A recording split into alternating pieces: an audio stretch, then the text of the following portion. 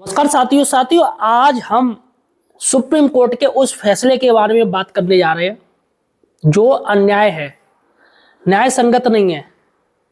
और सबसे बड़ा प्रश्न है दोस्तों, जानते हो क्या? सबसे बड़ा प्रश्न है, क्या नियुक्ति के बाद नियम बदलना न्याय है? क्या नियुक्ति के बाद नियम बदलना न्याय है? जब किसी की नियुक्ति हो गई उसके बाद आप उसका नियम बदल रहे हो, क्या सुप्रीम कोर्ट या तमाम लोग इसे न्याय संगत ठहराएंगे? सबसे बड़ी बात है दोस्तों, पूर्व नियुक्ति शिक्षकों पर टेट की अनिवार्यता एक संवैधानिक प्रश्न, एक बुनियादी सवाल जो हर किसी के मन में है। मालूम कौन सा? क्या खेल शुरू हो जाने के बाद उसके नियम बदलना सही है? तो आज दोस्तों हम इस पर चर्चा करेंगे और समझेंगे कि किस तरीके से माननीय सुप्रीम कोर्ट जी द्वारा एक गलत निर्णय दिया गया है, गलत आदेश दिया गया है तमाम उन 35 लाख शिक्षकों को जो बेचारे परेशान हो चुके हैं, मानसिक तौर पर पीड़ित हैं। कई शिक्षकों की दोस्तों मौत हो चुकी है इसी मामले को लेकर दोस्तों।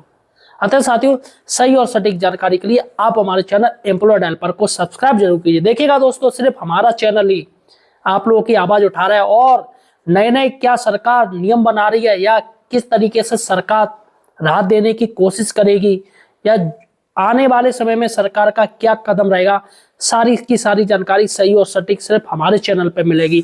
अतः साथियों, चैनल को सब्सक्राइब जरूर कीजिएगा, सपोर्ट कीजिएगा। और दोस्तों एक हाइप वाला बटन आता है HYPE, इस वीडियो को ज्यादा से ज्यादा हाइप कीजिएगा जिससे दोस्तों ये वीडियो अन्य लोगों तक भी पहुंचे। सबसे बड़ा मुद्दा है दोस्तों, क्या खेल शुरू हो जाए उसके बीच नियम बदलना सही है या नहीं सही है? सबसे बड़ी बात है। तो दोस्तों हमारे एक मित्र हैं, उन्होंने एक बहुत बड़ी बात कह दी और हमें मैसेज किया है। हमें उनका मैसेज अच्छा लगा और बाकायदा उन्होंने सही बात कही है। और ये बात दोस्तों सभी को जाननी चाहिए कि उन्होंने क्या बात कही है। आखिर किस तरीके से सुप्रीम कोर्ट माननीय जज साहब जी ने यह आदेश दे दिया, आखिर किस बेस पे दे दिया? सबसे बड़ी बात है कि जज साहब पर गलती कैसे हो गई, सबसे बड़ी बात है दोस्तों। देखिएगा, टीटी के मुद्दे पर जो स्थिति बनी है वह समझ से परे है। किसी भी कानून या नियम को बैकडेट यानी पिछली तारीख से लागू करना सामान्य समझ और न्याय के सिद्धांत दोनों के खिलाफ लगता है। सीधी सी बात है, किसी कानून, अगर कोई कानून लागू होता है तो आप उसे बैकडेट में लागू नहीं कर सकते हैं अगर किसी पर पहले से ही लागू है। और नियुक्तियों के मामले में हर नियुक्ति की एक अलग नियमावली होती है, अलग जियो होता है, अलग नोटिफिकेशन होता है, उसी के अनुसार उनकी भर्ती होती है। अब ऐसे में कोई नए लोगों की भर्ती टेट से हुई है या सुपर टेट से हुई है तो क्या ये आदेश आप नहीं दे सकते हो कि पुराने टीचर्स को भी टेट या सुपर टेट करना पड़ेगा? सबसे बड़ी बात है। अब देखिएगा दोस्तों, सबसे बड़ी बात क्या है मालूम? कि जो कानून बनते हैं वो फ्यूचर के लिए होते हैं, भविष्य काल के लिए होते हैं, ना कि भूतकाल के लिए। हमेशा ध्यान रखिएगा, कोई भी अगर कानून बनेगा, लागू होगा तो वो भविष्य काल के लिए, ना कि भूतकाल के लिए। RT एक्ट जब बना उस समय से पहले भी टीचर नौकरी कर रहे हैं, तो सीधी सी बात है, कानून जो उस समय उनकी भर्ती हुई थी वो क्राइटेरिया था। लेकिन RT एक्ट बना तो उसके बाद दोस्तों, RT एक्ट के बाद जो भी कानून बनेंगे वो फ्यूचर वाले टीचर्स के लिए लागू होंगे, ना कि जो पहले से ही टीचिंग कार्य कर रहे हैं, जो भूतकाल के टीचर्स हैं उन पर लागू नहीं किए जाएंगे। देखिएगा साथियों,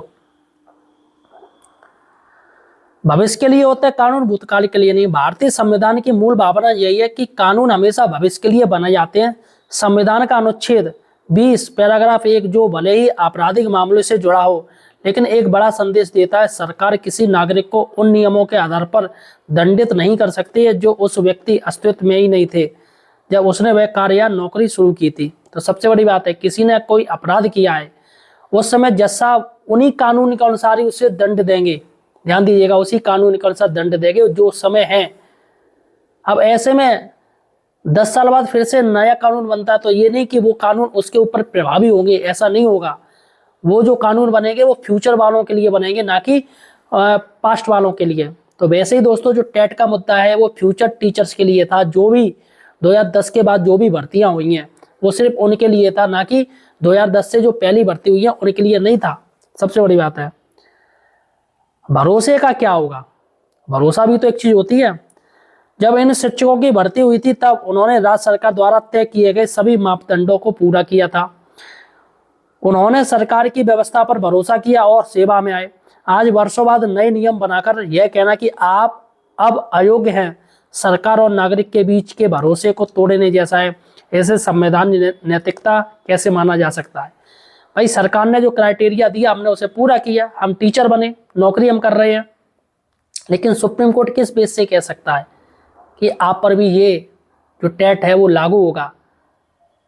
माने के चलेगा अगर सरकार ने 2017 में संशोधन किया था, लेकिन उसमें टेट का कहीं जिक्र नहीं था, सिर्फ उसमें ये दिया था कि जो भी टीचर्स हैं जो क्राइटेरिया में नहीं है, जो एलिजिबल नहीं है, वो एलिजिबल हो जाए, लेकिन टेट की कहीं बात नहीं कही गई थी उसमें भी। तो यहाँ पर दोस्तों 4-5 साल का समय दिया था गवर्नमेंट ने, लेकिन सबसे बड़ी बात है कि गवर्नमेंट ने जो संशोधन किया था आरटी एक्ट में वो किसी को बताया नहीं। सबसे बड़ी बात यही सरकार की कमी, आखिर क्यों नहीं बताया? तो यहाँ पर जो आपराधिक केस बनता है वो गवर्नमेंट के ऊपर बनता है कि भैया टीचर्स को कुछ नहीं बताया, धोखा दिया, और एनसीटी ने रही सही जो लुटिया थी वो सुप्रीम कोर्ट में डुबा दी। अब इसमें गलती किसकी है? सीधी सी बात है कि सरकार को कंपनसेशन देना चाहिए, टीचर्स को कंपनसेशन देना चाहिए।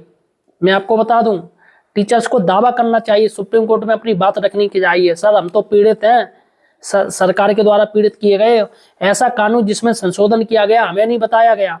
बताइएगा, सारे मोहल्ले में हल्ला हो गया और घर में पड़ोसी के लल्ला हो गया। अब पड़ोसी को नहीं पता कि मेरे लल्ला हो गया, पूरे मोहल्ले में हल्ला हो रहा है कि उनके लल्ला हो गया। तो यहाँ पर दोस्तों गवर्नमेंट की पूरी कमी है, वो सरकार छुपा नहीं सकती है और टीचर्स के ऊपर डाल रही है कमी, ये नहीं हो सकता है।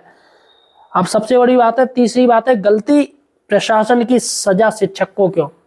गलती कौन कर रहा है? प्रशासन, सजा मिल रही शिक्षक को। सुप्रीम कोर्ट सर्वोच्च है और हम सभी उनके फैसले का सम्मान करते हैं, लेकिन लोकतांत्रिक देश में अपनी बात रखना और संविधान की आत्मा को टटोलना हमारा अधिकार है। यह सवाल योग्यता का नहीं बल्कि प्राकृतिक न्याय यानी नेचुरल जस्टिस का है। यदि नियुक्ति के समय नियमों की कोई कमी रह गई थी या नीतियां स्पष्ट नहीं थी तो यह प्रशासनिक भूल है। राज्य अपनी प्रशासनिक चूक की सजा शिक्षकों की नौकरी खतरे में डालकर नहीं दे सकता है। अब बताइए, उस समय जो भर्ती की गई, भाई टीचर्स जो नियम बना रहे वो टीचर्स थोड़ी ही बना रहे हैं, वो शासन प्रशासन से बन रहे हैं नियम, उसी के अनुसार वो सारा काम हो रहा है, बाकायदा काउंसलिंग हो रही है, भर्ती हो रही है उनकी। तो ऐसे में अब आयोग कैसे हो सकते हैं वो, और कैसे नया नियम डाल सकते हैं? भाई पहले के समय जो नियम था उसके अनुसार हुई है। तो यहाँ पर गलती तो सीधी सी बात है दोस्तों प्रशासन की है। अगर उनको लग रहा था कि नहीं ये भी चीज़ जरूरी है तो उसी समय उनको बता देना चाहिए था कि भाई ये भी हमें चीज़ चाहिए, आपको हम टाइम दे रहे हैं, इतना कर लीजिए, लेकिन कभी किसी ने कुछ बात ही नहीं कही। चलेगा। सबसे बड़ी बात है क्या अभी भी कोई उम्मीद है? उम्मीद बाकी है, सबसे बड़ी बात है, क्योंकि कोर्ट ने तो आदेश दे दिया। आप कोर्ट भैया पीछे तो हटेगी नहीं। आप पुनः विचार याचिका है, देखिए कब सुनवाई होती है उसकी। उससे पहले जो त्रिपुरा मामला है वर्सेस सजलदेव, उसकी सुनवाई हो जाए, लेकिन भैया वो तो टल रही है, टाइम उनका वेस्ट हो रहा है, टाइम पे टाइम जा रहा है। भाई 2 साल का टाइम दे दिया कोर्ट ने, अब ऐसे में सरकार हीलावाली कर रही है, कोर्ट भी दोस्तों कई बार आगे डेट बढ़ा दे रही है। तो भाई इसका अर्थ क्या है कि आप टाइम निकाल रहे हो, सीधी सी बात है। लेकिन सबसे बड़ी बात है अभी भी कोई उम्मीद बाकी है या नहीं। देखिएगा, ऐसा प्रतीत होता है कि सरकार ने अदालत में अपना पक्ष उतनी मजबूती से नहीं रखा जितनी मजबूती से रखना था, यानी जरूरत थी। लेकिन उम्मीद अभी खत्म नहीं हुई है। देश की संसद और विधानसभा व्यवस्था के पास कानून अधिकार हैं। सरकार चाहे तो कानून बनाकर या विशेष प्रावधान के जरिए कार्यरत शिक्षकों को राहत दे सकती है। अंत में बात सिर्फ कानून की नहीं, मानवीय और न्याय की है। आशा है कि शिक्षकों के हित में एक सकारात्मक फैसला बहुत ही जल्दी आएगा। तो दोस्तों सबसे बड़ी बात है कि पीड़ित टीचर है और कोई बहुत बड़ा मुद्दा नहीं है कि सरकार कह रही हमारे हाथ से छूट गया है। अभी दोस्तों सुप्रीम कोर्ट ने राष्ट्रपति जी से कह दिया, राज्यपाल जी से कह दिया, आप ये मामले हैं जो विधेयक होते हैं उस पर आप साइन क्यों नहीं करते हो, जिसमें दोस्तों सुप्रीम कोर्ट नाराज हो गई कि आप इतने इतने महीनों तक आप रखे हुए हो। जिस पर दोस्तों राष्ट्रपति जी और राज्यपाल जी ने सुप्रीम कोर्ट के फैसले पर ही सवाल उठा दिया और राष्ट्रपति जी ने 14 सवाल पूछ लिए, तुम होते कौन हो हमें बोलने वाले? क्या हम पोस्ट मास्टर हैं जो बिल को हमेशा पास करते रहे, साइन मारते रहे? तो दोस्तों सबसे बड़ी बात है कि सरकार के ऊपर अपने ऊपर आती है तो गवर्नमेंट कह देती है कि सुप्रीम कोर्ट कोई हेडमास्टर नहीं है, वो हेड नहीं है जो ऐसे व्यवहार कर रही है। लेकिन जब दोस्तों सरकार के साथ में साथ कदम मिला के चलती, उनकी हामिया करती, तो सुप्रीम कोर्ट सब कुछ सही है, कोर्ट सब सही है। तो फिलहाल साथियों, आप मुझे किस राज्य से देख रहे हो यार, ये मुझे कमेंट सेक्शन में बताइएगा, ये आपका बताना ज़्यादा जरूरी है। इसके साथ ही इस वीडियो को ज़्यादा से ज़्यादा शेयर कीजिएगा। धन्यवाद।